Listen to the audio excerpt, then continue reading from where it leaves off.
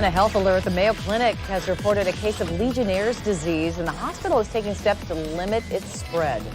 News4JAX has told Mayo is following CDC guidelines to limit the chances of other patients being exposed. Legionnaires got its name in 1976. It's because 34 people died at an American Legion convention in Philadelphia.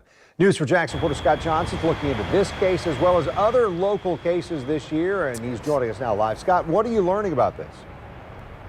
Well, if you're not familiar with Legionnaires disease, it's also known as Legionella pneumophila. I want to make sure I got that right, and I want to tell you a little about what we know about it. So it's a form of pneumonia, and there were concerns because it's at the Mayo Clinic, but it is mostly treatable. Now the Mayo Clinic is conducting water testing, which is what they have to do according to the CDC to make sure it's limiting its exposure as much as possible.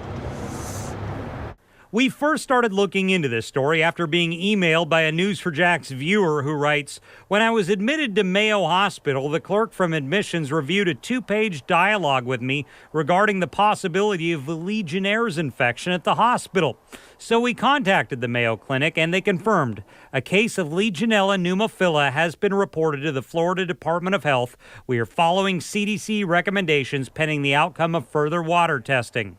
The hospital declined a further on-camera interview, so I reached out to Dr. Harold Lasky at the Southside Medical Center about whether there is a concern. It is somewhat common. We've seen it since 1976 when it was first discovered, and it really came from air conditioning ducts. Dr. Lasky says Legionnaires disease is a form of pneumonia that's treatable in most cases, but if you have a compromised immune system, it can kill you.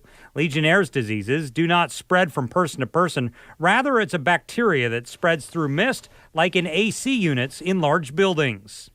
Is it dangerous? It can be, if people have autoimmune problems, if they're smokers, if they have lung problems like COPD, it can become difficult because it is a pneumonia. We reached out to the local Department of Health, and they tell News4JAX so far Duval County has had 16 reported cases of Legionnaires disease this year. That's double the 8 cases we reported to you earlier this year in June.